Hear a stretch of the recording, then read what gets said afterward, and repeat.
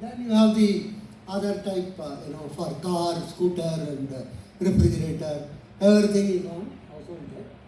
Then education loans, which is very large component in US and European countries today. That constitutes a big portion of the debt. What is the crisis? Social crisis is this. There is a huge portion of births taking outside marriage. In US, roughly 50% of under 30 years are outside marriage birth. What are known as single parent families are dominant in the society. Single parent, mostly 95% is single mother families with 3 or 4 children, and all of them have to be supported by the government. So this is what is there. And if it is for blacks and Latinos, it's very high. 75% of the black families are single parent families.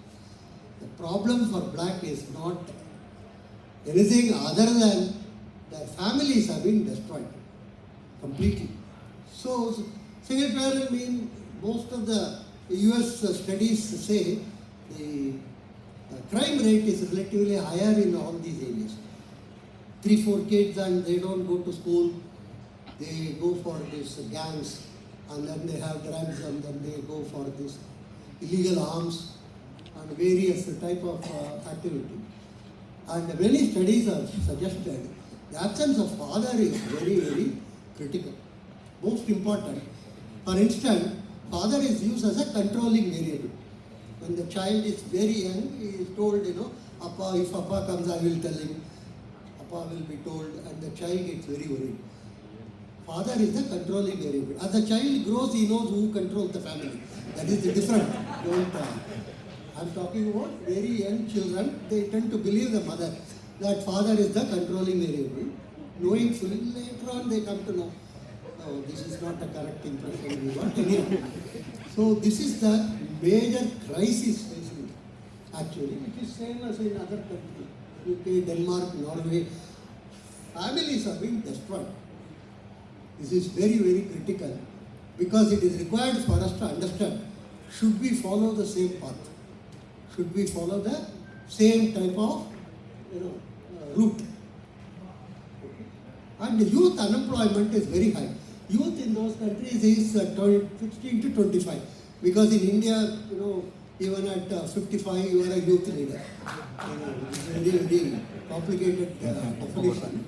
There used to be in Alumni one party, the Cheif's youth congress leader was 72 years old. So we should know there the definition of youth is 16 to 25. Youth unemployment is very large. Why are we worried about youth unemployment? Because they are a very volatile segment who tend to agitate and throw stones. And if you are 55, 60 and unemployed, you go to temple or church and pray. That's the only thing maximum you can do. Much more cannot be done. This is another type of a huge crisis facing them. And many of them are unfortunately unemployable, not unemployed, because they have not gone through any proper type of a course or situation or something. And the smaller and smaller families are made by bigger companies. We used to have joint families. They have now become nuclear families. And this change has come about due to big corporates, big companies, let me tell you. Big business wants small families.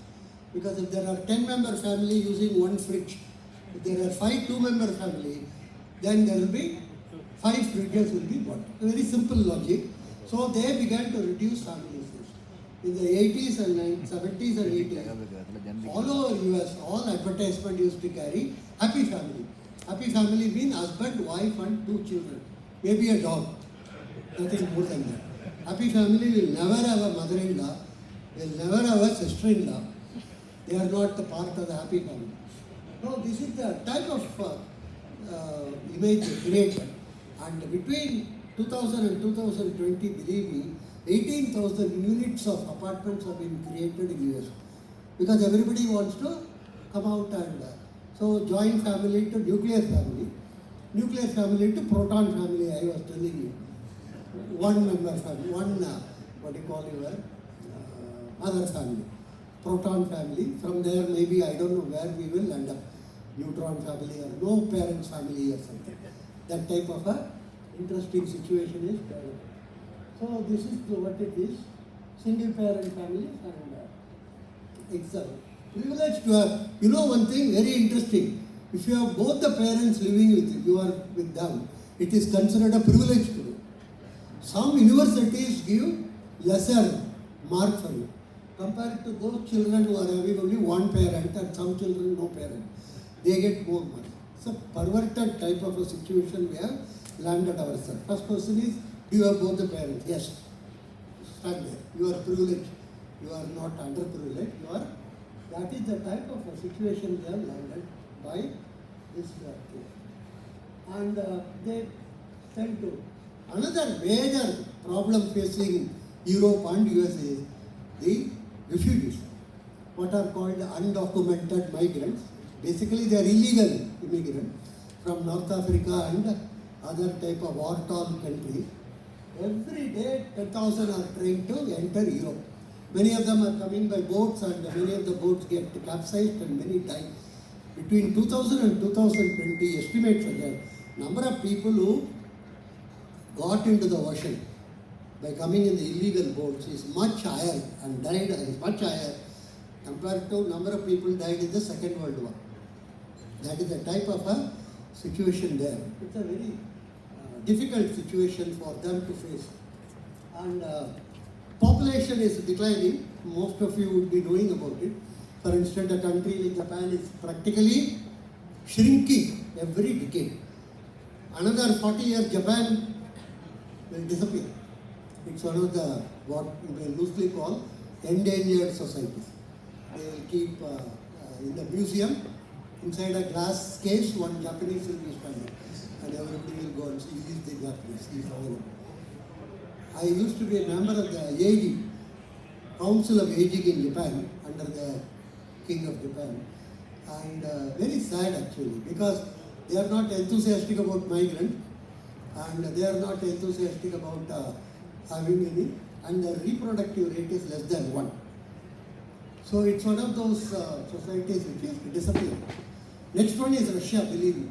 Between today and 2030, 15% of Russia would disappear.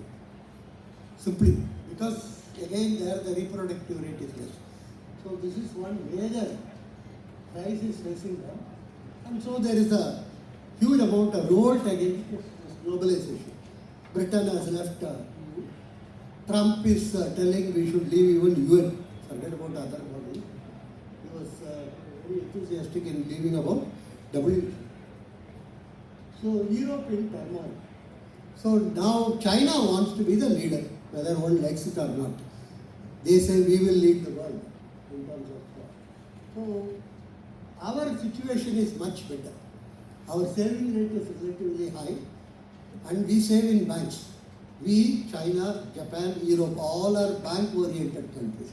The only country stock market-oriented in US, not other countries. 60% of our financial saving goes to the bank of the Indian, and the household saving is the largest portion of our saving.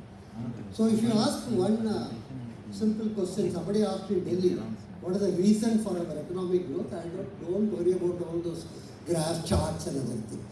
Indian middle class housewife is single largest responsible for India's economic growth. Nobody else. Because our saving, household saving is 75% of our saving. All of that saving goes into either bank or our EPFO and pension and other thing, or land and gold. Plus education of children.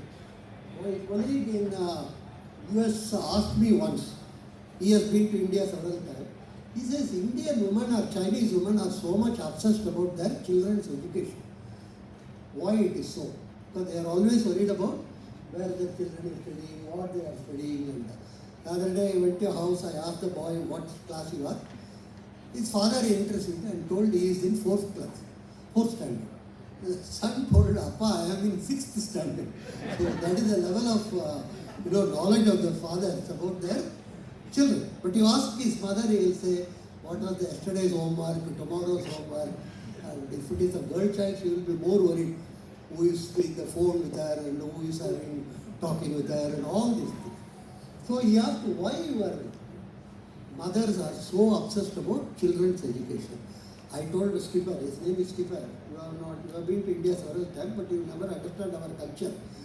Basically, every married Indian woman wants her children to be better than her husband. Let us be very clear about it. But this man cannot be rectified. This man cannot be changed. The maximum you can do is move from one room to another, like furniture. So the typical married husband is like an ambassador car. You can't do anything about it. You can't run it, you can't sell it, you have to just keep it, paint it and keep it. Maximum. Nothing more can be. So that is how I explained to my colleague at US. Women, why are they? And where do they invest? They invest here. That is the single largest investment in the world is by Indian women. 1/3 of the world gold we purchase. 30%. We don't make much. Atti gold mine and negligible. All gold is purchased and it is all imported. Earlier it used to be imported by boat from Dubai and various other places. Now it is regularly imported. And of course government and various economists say we spend so much on this, and our next to petroleum product, our import is gold. And many people advise and gold purchase is unproductive, not useful. All that is bunkum. If Indian woman does something, take it from me, it is the most rational and intrinsic thing. They know what is it. Why do they buy gold? Not just because they are wanting to.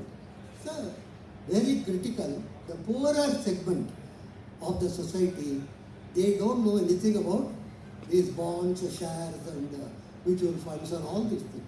The only thing they know is gold. Very easier thing. And it is considered as our wealth in the whole world. In India alone, as part of the wealth is considered as the women's wealth. That's why it's called Sridhan. Recently you might have read in paper that it exclusively belonged to her only. The court also late recognition. And there is also a belief that she doesn't remove many of our jewels before the husband's death. My economic colleague at Switzerland used to always say it's the most rational economic policy. It's not superstitious.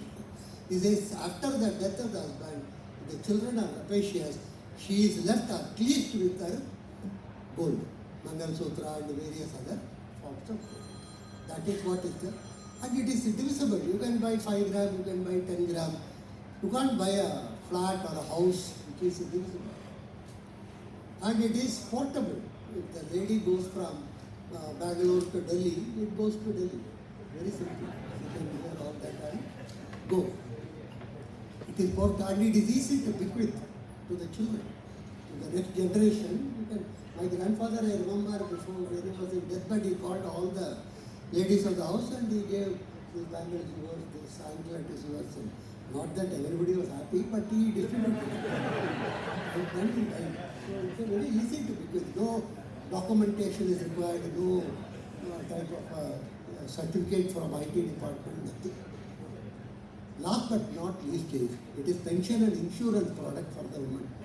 Let us be very clear about it at her old age. So, no point in criticizing.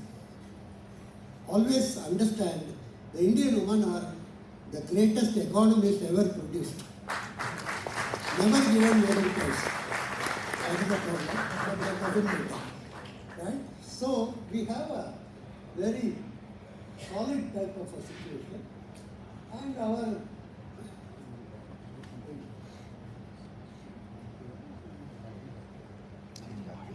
anyway,